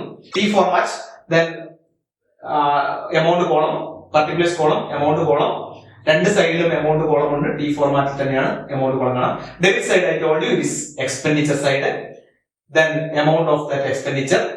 ക്രെഡിറ്റ് സൈഡിൽ ഇൻകം സൈഡ് ആണ്, ദെൻ ഇറ്റ്സ് എമൗണ്ട്. ഇതാണ് അതിന്റെ യൂഷ്വൽ ഫോർമാറ്റ്. ഈ ഫോർമാറ്റിലേക്ക് ഇവിടെ നിങ്ങൾ ശ്രദ്ധിച്ചിട്ടുണ്ടാവും ഒരു കാര്യം, കഴിഞ്ഞ നമ്മൾ റെസിപ്റ്റ്സ് ആൻഡ് പേയ്മെന്റ് അക്കൗണ്ടിൽ പറഞ്ഞതുപോലെ ഇവിടെ ഒരു കാര്യം നിങ്ങൾ ശ്രദ്ധിച്ചിട്ടുണ്ടാവും, ഇതിന്റെ ഡേറ്റ് കോളം ഇല്ല എന്നുള്ളത്. എന്തുകൊണ്ടാണ് ഡേറ്റ് കോളം ഇല്ലാത്തത്? Again is prepared on a particular date at the end of a accounting period. ഒരു പ്രത്യേക കാലയളവിന് ശേഷം ഒരു പ്രത്യേക ദിവസം പ്രിപ്പയർ ചെയ്യുന്നത് കൊണ്ട് ഇതിന് ഡേറ്റിന്റെ ആവശ്യമില്ല. Common date is given as heading. Okay, right. Now we are going to enter the items given in the receipts and payment account into income and expenditure account. നമ്മൾക്ക് തന്നിരിക്കുന്ന റെസിപ്റ്റ്സ് ആൻഡ് പേയ്മെന്റ് അക്കൗണ്ടിലെ ഓരോ ഇനവും എടുത്ത് പരിശോധിച്ച് നോക്കുകയാണ്. ഓരോ ഇനവും എങ്ങനെയാണ് post ചെയ്യുന്നത് എന്ന് നമ്മൾ പരിശോധിച്ച് നോക്കുകയാണ്. റെസിപ്റ്റ്സ് നമ്മൾ ക്വസ്റ്റ്യൻ എടുത്തിട്ട് റെസിപ്റ്റ്സ് ആൻഡ് പേയ്മെന്റ് അക്കൗണ്ടിലെ ക്വസ്റ്റ്യൻ എടുത്തുകൊണ്ട് നമ്മൾ ഓരോ ഐറ്റം പരിശോധിച്ച് നോക്കുകയാണ്. റെസിപ്റ്റ്സ് ആൻഡ് പേയ്മെന്റ് അക്കൗണ്ടിലെ റെസിപ്റ്റ് സൈഡിൽ നിങ്ങൾ നോക്കൂ, എന്തൊക്കെ ഇനങ്ങളാണ് കാണുന്നത്? Opening balance of cash or bank ഉണ്ട്. ആ ഇനത്തിന്റെ പ്രത്യേകത നേരത്തെ നമ്മൾ പറഞ്ഞിരുന്നു, പ്രൊസീജിയർ പറഞ്ഞ സമയത്ത് നമ്മൾ പറഞ്ഞു. ഓപ്പണിംഗ് ബാലൻസ് ഓഫ് ക്യാഷും ക്ലോസിംഗ് ബാലൻസ് ഓഫ് ക്യാഷും ഒരു ഇൻകമോ എക്സ്പെൻസോ അല്ല, അതുകൊണ്ട് തന്നെ ദാറ്റ് ഈസ് എക്സ്ക്ലൂഡഡ്. നമ്മൾ ഇവിടെ നോക്കേണ്ട ആവശ്യമില്ല. Income and expenditure account prepare ചെയ്യാൻ ആ ഇനം നമുക്ക് ആവശ്യമില്ല. രണ്ടാമത്തെ ഐറ്റം സബ്സ്ക്രിപ്ഷൻ എന്ന് കാണാം. റെസിപ്റ്റ് സൈഡില് സബ്സ്ക്രിപ്ഷൻ എന്നൊരു ഇനം കാണുന്നുണ്ട്. നമ്മള് മുൻകാലങ്ങളിൽ നമ്മൾ പഠിച്ചിട്ടുണ്ട്. സബ്സ്ക്രിപ്ഷൻ എന്ന് പറയുന്നത് വരിസംഖ്യ വാർഷിക വരിസംഖ്യയായിട്ട് തന്നതാണ്. വാർഷിക വരിസംഖ്യ എന്ന് പറയുന്നത് റവന്യൂ നേച്ചറുള്ള റെസിപ്റ്റ് ആണ്. റവന്യൂ നേച്ചറുള്ള റെസിപ്റ്റിനെ നമ്മൾ പറയുന്നത് ഇൻകം ആണ്. ഓക്കെ, അപ്പോ ഇത് ഒരു റവന്യൂ നേച്ചറുള്ള ഇൻകം ആണ്. So it is recorded on the credit side of income and expenditure account. അപ്പൊ നിങ്ങളത് കുറിച്ച് വെക്കുക. നമ്മളുടെ ഈ സബ്സ്ക്രിപ്ഷൻ എന്ന് പറയുന്നത് നമ്മൾ വരയ്ക്കാൻ പോകുന്ന income and expenditure account credit സൈഡിലുള്ള ഒരു ഇൻകമാണ്. വരിസംഖ്യയാണ്, അംഗങ്ങളിൽ നിന്ന് കിട്ടിയ വാർഷിക വരിസംഖ്യയാണ്. അത് ആവർത്തിച്ച് കിട്ടിക്കൊണ്ടിരിക്കും. അംഗങ്ങൾ ഇതിൽ അംഗത്വം ഉള്ളത്രയും കാലം അവരിൽ നിന്ന് വാർഷിക വരിസംഖ്യകൾ കിട്ടിക്കൊണ്ടിരിക്കും. അതുകൊണ്ട് തന്നെ ആ വാർഷിക വരിസംഖ്യ എന്ന് പറയുന്നത് അവരുടെ ഒരു റവന്യൂ നേച്ചറുള്ള റെസിപ്റ്റ് ആണ്, ഒരു ഇൻകമാണ്. മൂന്നാമത്തെ ഇനം എൻട്രൻസ് ഫീസ് ആണ്. എൻട്രൻസ് ഫീസ് എന്ന് പറയുന്നത് ഒരു ടിക്കറ്റ്, അഡ്മിഷൻ അല്ലെങ്കിൽ എന്തെങ്കിലും എൻട്രി അതിനു വേണ്ടിയിട്ട് കൊടുക്കുന്ന ഫീസാണ്. നമുക്കറിയാം, അതിനുവേണ്ടി അവർക്ക് കിട്ടുന്ന ഫീസാണ്. ഇത്തരം സ്ഥാപനങ്ങൾ നടന്ന ഏതെങ്കിലും പ്രോഗ്രാമിന് എൻട്രി ആയിട്ട് കിട്ടുന്ന, അതിനുവേണ്ടി കിട്ടുന്ന ഫീസാണ്. അപ്പൊ ഇതും ആവർത്തിച്ച് കിട്ടുന്ന വരുമാനമാണെന്ന് നമ്മൾ receipts and payment account prepare ചെയ്യുന്ന സമയത്ത് നമ്മൾ കണ്ടതാണ്. ഇതും റവന്യൂ നേച്ചറുള്ള റെസിപ്റ്റ് ആണ്. റവന്യൂ നേച്ചറുള്ള റെസിപ്റ്റ് നമ്മൾ വിളിക്കുന്ന പേര് ഇൻകം എന്നാണ്. അപ്പോൾ എവിടെയാണ് നമ്മൾ എഴുതേണ്ടത്? ഓക്കെ, ഇൻകം സൈഡിൽ വരുന്ന ഒരു ഇനമാണ്. ഇൻകം ആൻഡ് എക്സ്പെൻഡിച്ചർ അക്കൗണ്ടിലെ മറ്റൊരു ഇനമാണ്. അടുത്ത ഇനം നമ്മൾ കാണുന്നത് ഡൊണേഷൻ ആണ്. ഡൊണേഷന്റെ കാര്യത്തിൽ നമ്മൾ കഴിഞ്ഞ എപ്പിസോഡിലെ വീഡിയോ നിങ്ങൾ ശ്രദ്ധിക്കുക. കഴിഞ്ഞ എപ്പിസോഡിൽ നമ്മൾ പറഞ്ഞിട്ടുണ്ട്, ഡൊണേഷൻ എന്ന് പറയുന്നത് ഒരു സ്പെസിഫിക് പർപ്പസിന് വേണ്ടിയിട്ടുള്ളതാണെങ്കിൽ, ഒരു പ്രത്യേക ഉദ്ദേശത്തോട് കൂടി കിട്ടുന്ന ഡൊണേഷൻ ആണ്. കഴിഞ്ഞ എപ്പിസോഡിൽ നമ്മൾ കണ്ടത് ഡൊണേഷൻ ഫോർ ബിൽഡിംഗ് ആണ്. Donation four A specific purpose is treated as capital receipt. അതുപോലെ തന്നെ ഡൊണേഷൻ ചെറിയ എമൗണ്ട് ആണെങ്കിൽ, വളരെ ചെറിയ തുകയ്ക്കുള്ള സംഭാവനയാണ് കിട്ടുന്നതെങ്കിൽ അത് നമ്മൾ സാധാരണയായിട്ട് റവന്യൂ നേച്ചറാണ് പരിഗണിക്കുന്നത്. ഈ ക്വസ്റ്റ്യൻ നമുക്ക് 2500 രൂപയാണ് ഡൊണേഷൻ ആയിട്ട് നമുക്ക് കിട്ടിയതായിട്ട് കാണിക്കുന്നത്. അപ്പോൾ ഒരു നോമിനൽ എമൗണ്ട് ആണ്, ഇവരെ സംബന്ധിച്ച് ഒരു ചെറിയ തുകയാണ്. അത് സ്പെസിഫിക് പർപ്പസിനാണെന്ന് പറയുന്നില്ല. അതുകൊണ്ട് തന്നെ ഈ ഡൊണേഷൻ നമുക്ക് എന്തായിട്ട് പരിഗണിക്കാം? റവന്യൂ നേച്ചറുള്ള റെസീറ്റ് ആയിട്ട് പരിഗണിക്കാം. അതുകൊണ്ട് തന്നെ അതൊരു ഇൻകം ആണ്, കറക്റ്റ് ആണ്. ദെൻ റെന്റ് ഓഫ് ഹാൾ നമ്മൾ ഡിസ്കസ് ചെയ്ത സമയത്ത് കഴിഞ്ഞ എപ്പിസോഡിലാണ് ഹാൾ റെന്റ് ആവർത്തിച്ച് കിട്ടുന്ന വാടകയാണ്. ആവർത്തിച്ച് കിട്ടുന്നുണ്ട് എന്ന് പറയുമ്പോൾ തന്നെ നമുക്ക് മനസ്സിലാവും റവന്യൂ നേച്ചറുള്ള റെസിപ്റ്റ് ആണ്, അതൊരു ഇൻകം ആണ്. Then sale of investments, investment വിറ്റു. ഇൻവെസ്റ്റ്മെന്റ് എന്ന് പറയുന്നത് ദീർഘകാലത്തേക്കുള്ള നിക്ഷേപമാണ് അല്ലെ. ദീർഘകാലത്തേക്കുള്ള നിക്ഷേപം വിറ്റിട്ട് പണം കിട്ടി, റെസിപ്റ്റ് ആണ്. പക്ഷെ എന്താണ് വിറ്റത്? ക്യാപിറ്റൽ നേച്ചറുള്ള ഒരു അസറ്റ് ആണ് അവർ വിറ്റത്. ക്യാപിറ്റൽ നേച്ചറുള്ള ഇൻവെസ്റ്റ്മെന്റ് ആണ് വിറ്റത്. അപ്പോൾ അത് ക്യാപിറ്റൽ റെസിപ്റ്റ് ആണ്. ഇവിടെ നമുക്ക് എടുക്കേണ്ടതുണ്ടോ ഇല്ലയോ? റൈറ്റ്, ഇത് നമ്മൾ എക്സ്ക്ലൂഡ് ചെയ്യണം. Because it's a capital receipt, that is excluded. ഇത് നമ്മൾ അതിന്റെ പേയ്മെന്റ് സൈഡിലേക്ക് പോവാണ്. Receipts and payment account payment സൈഡിലേക്ക് നോക്കും. പേയ്മെന്റ് സൈഡിൽ ആദ്യം കാണുന്ന സാലറിയാണ്. സാലറി റെക്കറിംഗ് നേച്ചറുള്ളതാണ് അല്ലെ. ശമ്പളം കൊടുത്തുകൊണ്ടിരിക്കണം, കൂടെ കൊടുത്തുകൊണ്ടേയിരിക്കണം. ആവർത്തിച്ച് വരുന്നതായതുകൊണ്ട് ശമ്പളം എന്ന് പറയുന്നത് റവന്യൂ നേച്ചറുള്ള പേയ്മെന്റ് ആണ്. So it's an expense, income and expenditure അക്കൗണ്ടിലെ എക്സ്പെൻസ് ആണ്. അടുത്ത കാണുന്നത് റെന്റ് പെയ്ഡ് ആണ്. പേയ്മെന്റ് സൈഡിൽ കാണുന്ന റെന്റ് ആണ്, അതുകൊണ്ട് റെന്റ് പെയ്ഡ് ആണ്. റെസിപ്റ്റ് സൈഡിലെ ഹാൾ റെന്റ് എന്ന് പറയുന്നത് റെന്റ് റിസീവ്ഡ് ആണ്. പേയ്മെന്റ് സൈഡിൽ കാണുന്ന റെന്റ് എന്ന് പറയുന്നത് റെന്റ് പെയ്ഡ് ആണ്. റെന്റ് പെയ്ഡ് നമുക്കറിയാം അതൊരു റവന്യൂ നേച്ചറുള്ള പേയ്മെന്റ് ആണ്. So it's an expense. Electricity charge, അടുത്ത ഇലക്ട്രിസിറ്റി ചാർജ്, അതും ആവർത്തിച്ച് കൊടുക്കേണ്ടതാണ്. കറണ്ട് ബില്ല് കൊടുത്തുകൊണ്ടിരിക്കണം. So it's also revenue payment as it is an expense. So expense ആയിട്ട് നമ്മൾ പരിഗണിക്കുകയും ചെയ്യും. Then taxes. എപ്പോഴെങ്കിലും കൊടുത്താൽ മതിയോ? വർഷത്തിൽ എല്ലായ്പ്പോഴും ടാക്സ് കൊടുക്കേണ്ടതാണ്. അപ്പൊ ഇതും ആവർത്തിച്ച് വരുന്നതാണ്. അങ്ങനെ വരുന്നത് കൊണ്ട് ടാക്സിലും റവന്യൂ നേച്ചറുള്ള പേയ്മെന്റ് ആണ്, ആവർത്തിച്ച് കൊടുക്കുന്ന പേയ്മെന്റ് ആണ്. റവന്യൂ പേയ്മെന്റ് ആയതുകൊണ്ട് തന്നെ ഇതും ഒരു എക്സ്പെൻസ് ആണ്. ഇൻകം ആൻഡ് എക്സ്പെൻഡിച്ചർ അക്കൗണ്ടിന്റെ ഡെബിറ്റ് സൈഡിൽ രേഖപ്പെടുത്തേണ്ട ഇനമാണ്. പ്രിന്റിംഗ് ആൻഡ് സ്റ്റേഷനറി, പ്രിന്റിംഗ് ചെലവുകൾ, സ്റ്റേഷനറി ചെലവുകൾ, നോട്ട് ബുക്ക് വാങ്ങുക, പേന വാങ്ങുക, പെൻസിൽ വാങ്ങുക, പ്രിന്റിംഗിന് ആവശ്യമായിട്ട് ചെലവുണ്ടാകുക, ആവർത്തിച്ച് വരുന്ന ചെലവാണ് അല്ലെ. അതുകൊണ്ട് തന്നെ അതും റവന്യൂ നേച്ചറുള്ള പേയ്മെന്റ് ആണ്. റവന്യൂ നേച്ചറുള്ള പേയ്മെന്റ് നമ്മൾ എക്സ്പെൻസ് എന്ന് വിളിക്കും. അതുകൊണ്ട് അതും ഇൻകം ആൻഡ് എക്സ്പെൻഡിച്ചർ അക്കൗണ്ടിൽ എടുക്കും. സൺട്രി എക്സ്പെൻസസ്, മറ്റു പല പല ചെലവുകൾ. ആ സൺട്രി എക്സ്പെൻസ് പലപ്പോഴും ആവർത്തിച്ചു വരുന്നതാണ്. അതുകൊണ്ട് തന്നെ അത് റവന്യൂ നേച്ചറുള്ള പേയ്മെന്റ് ആണ്. അതൊരു എക്സ്പെൻസ് ആയിട്ട് നമ്മൾ income and expenditure account expense സൈഡിൽ ഡെബിറ്റ് സൈഡിൽ എടുക്കും. ദെൻ ബുക്സ് പർച്ചേസിൽ ഒരു ലൈബ്രറി അല്ലെങ്കിൽ ഒരു ക്ലബ്ബ് അവർക്ക് ആവശ്യമായ ബുക്കുകൾ വാങ്ങും. കഴിഞ്ഞ എപ്പിസോഡിൽ ഞാൻ സൂചിപ്പിച്ചിരുന്നു, ഇവർ വാങ്ങുന്ന ബുക്കുകൾ ഇവരെ സംബന്ധിച്ചൊരു അസറ്റാണ്. അപ്പോൾ ബുക്ക് വാങ്ങാൻ വേണ്ടി കൊടുത്ത ചെലവ് ചെറിയ ചെറിയ ബുക്കുകളല്ല വാങ്ങുന്നത്, ഇവരുടെ ക്ലബ്ബാണ്. ഒരു ലൈബ്രറി കെട്ടിടമാണെങ്കിൽ അതിലേക്ക് വാങ്ങിയ ബുക്ക് എന്ന് പറയുന്നത് അവരെ സംബന്ധിച്ച് ആസ്തിയാണ്, അസറ്റുകളാണ്. അത്തരം ആസ്തികൾ വാങ്ങുന്നതിന് വേണ്ടി ഇവർ ചെലവാക്കിയ തുക, right, it's not revenue payment, it's a capital payment. ദീർഘകാല അടിസ്ഥാനത്തിലേക്കുള്ള പേയ്മെന്റ് ആണ്. ബെനിഫിറ്റ് ഭാവിയിലൂടെ കിട്ടുന്നതുകൊണ്ട് it's a capital payment. So it is excluded. അത് നമ്മൾ ഇവിടെ എടുക്കേണ്ട ആവശ്യം ഇല്ല. Next item government bonds purchase. Government ബോണ്ടുകൾ വാങ്ങുന്നു. ഇവര് ഗവൺമെന്റ് ബോണ്ടുകളിൽ പണം കൊണ്ടേ നിക്ഷേപിക്കുകയാണ്. ഈ ക്ലബ്ബ് ഗവൺമെന്റ് ബോണ്ടിൽ പണം നിക്ഷേപിക്കുന്നു എന്ന് പറയുന്നത് ഇവര് ഗവൺമെന്റ് ബോണ്ട് എന്ന് പറയുന്ന അസറ്റ് നിക്ഷേപം വാങ്ങുന്നു. അതിനുവേണ്ടി ഇവർ കൊടുത്ത പണം ആവർത്തിച്ച് വാങ്ങുമോ? ഇതിന്റെ ബെനിഫിറ്റ് ഭാവിയിൽ കിട്ടുന്നതല്ലേ? അപ്പോൾ ഇത്തരം ഗവൺമെന്റ് ബോണ്ടുകൾ വാങ്ങിയത് അവരെ സംബന്ധിച്ച് ഇറ്റ്സ് എ ക്യാപിറ്റൽ പേയ്മെന്റ്. അതുകൊണ്ട് ഇത് നമ്മൾ ഇൻകം ആൻഡ് എക്സ്പെൻഡിച്ചർ അക്കൗണ്ടിൽ എടുക്കില്ല. റവന്യൂ നേച്ചറുള്ള ഐറ്റം അല്ലാത്തത് കൊണ്ട് നമ്മൾ ഇൻകം ആൻഡ് എക്സ്പെൻഡിച്ചർ അക്കൗണ്ടിൽ നമ്മൾ എടുക്കുന്നില്ല. ദെൻ ഫിക്സഡ് ഡെപ്പോസിറ്റ് വിത്ത് ബാങ്ക്. ബാങ്കിൽ കൊണ്ട് പണം ഫിക്സഡ് ഡെപ്പോസിറ്റ് ഇട്ടു. ഫിക്സഡ് ഡെപ്പോസിറ്റ് ഇവരെ സംബന്ധിച്ച് ദീർഘകാല ആസ്തിയാണ്, അല്ലെ? 5-6 വർഷത്തേക്ക് അല്ലെങ്കിൽ 10-15 വർഷത്തേക്ക് ബാങ്കിൽ കൊണ്ടുപോയി നിക്ഷേപം നടത്തുകയാണ്. ആ ഫിക്സഡ് ഡെപ്പോസിറ്റ് ഇവരെ സംബന്ധിച്ച് ഒരു ക്യാപിറ്റൽ നേച്ചറുള്ള അസറ്റ് ആണ്. അപ്പോൾ അതിനുവേണ്ടി കൊടുത്ത പണം ക്യാപിറ്റൽ പേയ്മെന്റ് ആണ്. അതുകൊണ്ട് income and expenditure account prepare ചെയ്യുമ്പോൾ ആ ഇനം നമ്മൾ എക്സ്ക്ലൂഡ് ചെയ്യും. And the last item closing balance of cash and bank. ആദ്യം ഞാൻ പറഞ്ഞിരുന്നു, opening balance of cash and closing balance of cash are excluded. അത് ഇൻകമോ എക്സ്പെൻസോ അല്ലാത്തത് കൊണ്ട് നമ്മൾ ഇൻകം ആൻഡ് എക്സ്പെൻഡിച്ചർ അക്കൗണ്ട് തയ്യാറാക്കുന്നതിന് ആ ഇനങ്ങൾ എടുക്കാറില്ല. ഇനി നമ്മൾ ഓരോ ഇനങ്ങളും ഇൻകം ആൻഡ് എക്സ്പെൻഡിച്ചർ അക്കൗണ്ടിലേക്ക് നമ്മൾ പോസ്റ്റ് ചെയ്യുകയാണ്. ആദ്യം ഇൻകം ആൻഡ് എക്സ്പെൻഡിച്ചർ അക്കൗണ്ട് നമ്മൾ നേരത്തെ വരച്ചു വെച്ചിട്ടുണ്ട്. വരച്ച ഇൻകം ആൻഡ് എക്സ്പെൻഡിച്ചർ അക്കൗണ്ടിന്റെ അടിസ്ഥാനത്തിൽ ഓരോ ഇനവും നമ്മൾ എങ്ങനെയാണ് പോസ്റ്റ് ചെയ്യുന്നത്, റെസിപ്റ്റ്സ് ആൻഡ് പേയ്മെന്റ് അക്കൗണ്ടിൽ നിന്ന് എങ്ങനെയാണ് രേഖപ്പെടുത്തുന്നത് എന്ന് നമുക്ക് നോക്കാം. റെസിപ്റ്റ്സ് ആൻഡ് പേയ്മെന്റ് അക്കൗണ്ടിൽ കൊടുത്തിരിക്കുന്ന ആദ്യത്തെ ഇനം ഓപ്പണിംഗ് ബാലൻസ് ഓഫ് ക്യാഷ് ആണ്. ക്യാഷ് ഇൻ ഹാൻഡ് എന്ന് കാണാം. പക്ഷെ നമുക്കറിയാം ക്യാഷ് ഇൻ ഹാൻഡ് എന്ന് പറയുന്നത് ഒരു ഇൻകം അല്ലാത്തത് കൊണ്ട് നമ്മൾ ഇൻകം ആൻഡ് എക്സ്പെൻഡിച്ചർ അക്കൗണ്ടിൽ എടുക്കേണ്ടതില്ല. നേരത്തെ സൂചിപ്പിച്ചിരുന്നു, opening balance of cash in hand അതുപോലെ closing balance of cash in hand ഒരു ഇൻകം അല്ലാത്തത് കൊണ്ട് നമ്മൾ ഇൻകം ആൻഡ് എക്സ്പെൻഡിച്ചർ അക്കൗണ്ടിൽ പരിഗണിക്കാറില്ല. അടുത്ത കാണുന്ന ഇനം സബ്സ്ക്രിപ്ഷൻസ് ആണ്.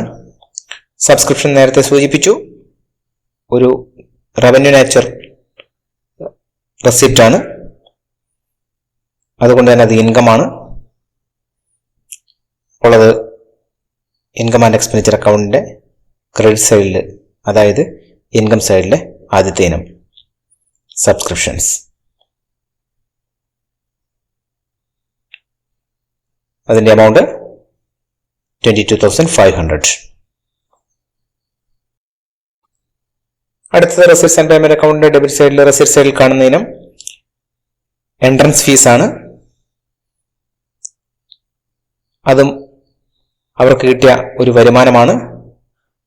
റവന്യൂ നേച്ചർ റെസിപ്റ്റ് ആണ്. അതുകൊണ്ട് അത് ഇൻകമാണ്. ഇൻകം ആൻഡ് എക്സ്പെൻഡിച്ചർ അക്കൗണ്ടിന്റെ ക്രെഡിറ്റ് സൈഡിൽ, അതായത് ഇൻകം സൈഡിൽ എൻട്രൻസ് ഫീസ്.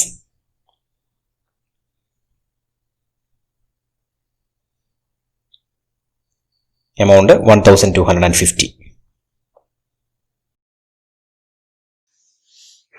റെസിപ്റ്റ് സൈഡിലെ അടുത്ത റവന്യൂ ഐറ്റം ഡൊണേഷൻ ആണ്. ഡൊണേഷൻ നമ്മൾ പറഞ്ഞിരുന്നു, ഡൊണേഷൻ ഇത് സ്പെസിഫിക് ഡൊണേഷൻ അല്ലാത്തത് കൊണ്ടും നോമിനൽ എമൗണ്ട് ആയതുകൊണ്ടും അതിനെ നമ്മൾ റവന്യൂ നേച്ചറുള്ള റെസിപ്റ്റ് ആയിട്ട് പരിഗണിക്കുന്നു. So it is an income. Income സൈഡിലെ ഡൊണേഷൻ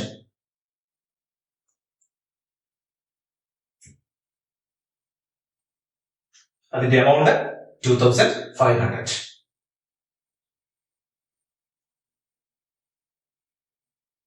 റെസിപ്റ്റ് സൈഡിൽ അടുത്ത ഇനം റെന്റ് ഓഫ് ഹാൾ ആണ്, അഥവാ ഹാൾ റെന്റ്. അത് അവർക്ക് കിട്ടിയ വാടക വരുമാനമാണ്, റവന്യൂ നേച്ചറുള്ള വരുമാനമാണ്. So next income is rent of hall. Rent of hall amount 750. Receipt സൈഡിലെ ബാക്കി ഇനങ്ങൾ നമ്മൾ ഇനി നോക്കേണ്ട ആവശ്യമില്ല, കാരണം അതെല്ലാം ക്യാപിറ്റൽ നേച്ചർ ഉള്ളതാണ്. അതുകൊണ്ട് റെസിപ്റ്റ് സൈഡിലെ റവന്യൂ നേച്ചർ ഉള്ള റെസിപ്റ്റ് നമ്മൾ കഴിഞ്ഞു. ഇനി നമ്മൾ പേയ്മെന്റ് സൈഡിലേക്ക് പോകണം. Receipt and payment account payment സൈഡിൽ റവന്യൂ നേച്ചറുള്ള പേയ്മെന്റ്സ് മാത്രം നമ്മൾ അവിടുന്ന് എക്സ്ട്രാക്ട് ചെയ്തെടുക്കുകയാണ്.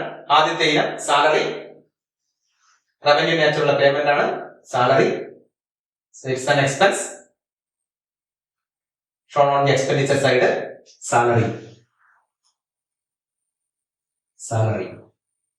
Its amount 1,500.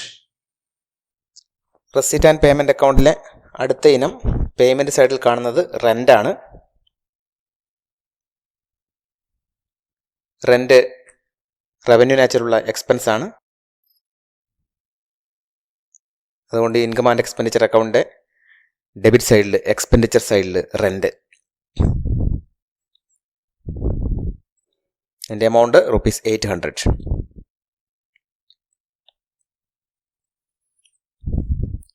Next item on the payment side, electricity. It's also an expense.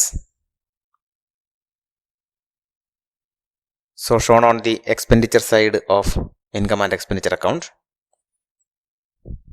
Electricity. Amount 3,500.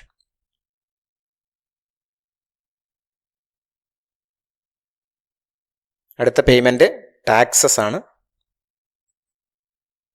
അതും റെക്കറിംഗ് നേച്ചറിലുള്ളതാണ്. റവന്യൂ പേയ്മെന്റ് ആണ്, അതുകൊണ്ട് എക്സ്പെൻസ് ആണ്. ഇൻകം ആൻഡ് എക്സ്പെൻഡിച്ചർ അക്കൗണ്ടിന്റെ ഡെബിറ്റ് സൈഡിൽ taxes 1,700.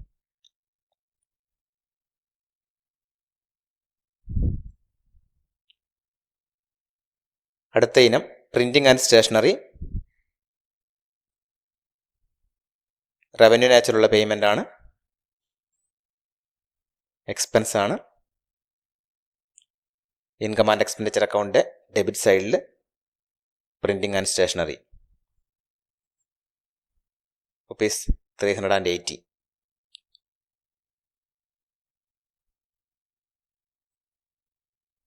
Next item sundry expenses. That's also revenue payment. So it's an expense shown on the debit side of income and expenditure account. Sundry expenses. Amount 920. See the next item on the receipts and payment account. It's books purchased. I told you it's an asset. So it's a capital payment. Hence excluded. Next item, government bonds purchased. That's also a capital asset and hence excluded. Fixed deposit with the bank is the another item. That's also long term nature, so it's a capital payment and not taken in the income and expenditure account.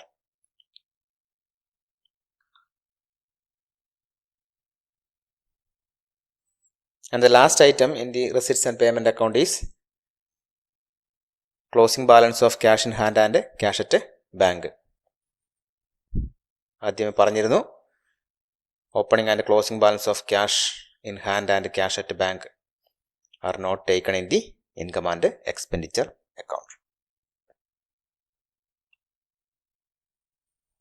ഇപ്പോൾ നമ്മൾ receipts and payment അക്കൗണ്ടിൽ തന്നിരിക്കുന്ന മുഴുവൻ ഇനങ്ങളും നമ്മൾ പരിഗണിച്ചു. അതിൽ revenue nature ഉള്ളത് മാത്രം ഇൻകം ആൻഡ് എക്സ്പെൻഡിച്ചർ അക്കൗണ്ടിലേക്ക് എടുത്തു. ഇത്രയും ഇനങ്ങളാണ് റെസിപ്റ്റ്സ് ആൻഡ് പേയ്മെന്റ് അക്കൗണ്ടിലെ റവന്യൂ നേച്ചർ ഉള്ള ഇനങ്ങൾ. ആ റവന്യൂ നാച്ചുറലുള്ള റെസിപ്റ്റും റവന്യൂ നാച്ചുറലുള്ള പേയ്മെന്റ് മാത്രം നമ്മൾ അതിനകത്ത് നിന്ന് എക്സ്ട്രാക്ട് ചെയ്തെടുത്തിട്ട് ഇൻകം ആൻഡ് എക്സ്പെൻഡിച്ചർ അക്കൗണ്ടിൽ പോസ്റ്റ് ചെയ്ത് കഴിഞ്ഞു. ബാക്കിയുള്ള ഇനങ്ങൾ റെസിപ്റ്റ്സ് ആൻഡ് പേയ്മെന്റ് അക്കൗണ്ടിൽ ഇനി ബാക്കിയുള്ള ഇനങ്ങളല്ല, ബാലൻസ് ഷീറ്റിലേക്ക് വേണ്ട ഇനങ്ങളാണ്. അതുകൊണ്ട് നമ്മൾ ഇവിടെ എടുക്കുന്നില്ല. ഇത്രയും പ്രിപ്പയർ ചെയ്തതിനു ശേഷം നമ്മൾ profit and loss account prepare ചെയ്തതുപോലെ തന്നെ രണ്ട് സൈഡിൽ കൂട്ടി നോക്കുന്നു. ഏറ്റവും കൂടുതൽ തുക കാണുന്ന സൈഡിലേക്ക് നമ്മൾ ആ ടോട്ടൽ എഴുതുന്നു. ഇവിടെ നമുക്ക് നോക്കിയാൽ മനസ്സിലാവും, ക്രെഡിറ്റ് സൈഡിൽ അഥവാ ഇൻകം സൈഡിലാണ് തുക കൂടുതലുള്ളത്. ക്രെഡിറ്റ് സൈഡിൽ അഥവാ ഇൻകം സൈഡിലാണ് കൂടുതൽ തുക കാണുന്നത്. അപ്പൊ നമ്മൾ അതിന്റെ ടോട്ടൽ അവിടെ എഴുതിയെടുക്കുന്നു. ക്രെഡിറ്റ് സൈഡിലെ ടോട്ടൽ 27,000. 27,000 നമ്മൾ അവിടെ എഴുതി. അതേ 27,000 നമ്മൾ ഡെബിറ്റ് സൈഡിലേക്ക് എഴുതി. ഇനി നമ്മൾ ഈ ഡെബിറ്റ് സൈഡിലുള്ള വ്യത്യാസം എന്താണെന്ന് കണ്ടുപിടിക്കുന്നു. Difference is 18,200. ഒരു 18,200 വ്യത്യാസമുണ്ട്. ആ ഡിഫറൻസ് നമ്മൾ അവിടെ എഴുതുന്നു. 18,200. ഡെബിറ്റ് സൈഡിലെ ഡിഫറൻസ് 18,200. ആ 18,200 ആണ്. ഇവിടെ എന്താണ് കൂടുതൽ നോക്കിക്കുക നിങ്ങൾ, ഇൻകം ആണോ എക്സ്പെൻസ് ആണോ കൂടുതൽ? ഇൻകം ആണ് കൂടുതൽ അല്ലെ. ഇൻകം കൂടുതൽ, ചിലവ് കുറവ്. എന്തായിരിക്കും difference? Right, that is surplus. ലാഭമാണ് അല്ലെ, മിച്ചമാണ്. അവരുടെ മിച്ചമാണ് സർപ്ലസ്. അപ്പൊ നമ്മള് ആ ബാലൻസിന് നേരെ 18,200 എന്ന് കണ്ട ബാലൻസിന് നേരെ സർപ്ലസ് എന്ന് അവിടെ എഴുതുന്നു. ബാലൻസ് ഫിഗർ ആണ്, നമ്മൾ ബാലൻസ് ചെയ്ത് കിട്ടിയ ഫിഗർ ആണ് സർപ്ലസ്. അത് ബ്രാക്കറ്റിൽ നമ്മൾ excess of income over expenditure. Excess of income over expenditure that amount is transferred to capital fund എന്ന് എഴുതി കഴിയുമ്പോൾ നമുക്ക് ഇൻകം ആൻഡ് എക്സ്പെൻഡിച്ചർ അക്കൗണ്ട് പൂർത്തിയാകും. ഇപ്പോൾ വളരെ ലളിതമായിട്ടുള്ള റെസിപ്റ്റ്സ് ആൻഡ് പേയ്മെന്റ് അക്കൗണ്ടിൽ നിന്ന് എങ്ങനെയാണ് ഇൻകം ആൻഡ് എക്സ്പെൻഡിച്ചർ അക്കൗണ്ട് തയ്യാറാക്കുക എന്നുള്ള ഒരു ഐഡിയ നിങ്ങൾക്ക് കിട്ടിയിട്ടുണ്ടാവുമെന്ന് കരുതുന്നു. ഈ ക്വസ്റ്റ്യൻ തന്നെ നിങ്ങൾ ആവർത്തിച്ച് പലപ്പോഴായിട്ട് ചെയ്തു നോക്കുക. അടുത്ത എപ്പിസോഡിൽ ഇൻകം ആൻഡ് എക്സ്പെൻഡിച്ചർ അക്കൗണ്ടിൽ മറ്റു ചില അഡ്ജസ്റ്റ്മെന്റ് കൂടി തയ്യാറാക്കുന്നത് എങ്ങനെയാണ് എന്ന് നമുക്ക് നോക്കാം. അടുത്ത എപ്പിസോഡിൽ ഇൻകം ആൻഡ് എക്സ്പെൻഡിച്ചർ അക്കൗണ്ടുമായി വരുന്നത് വരെ ബൈ.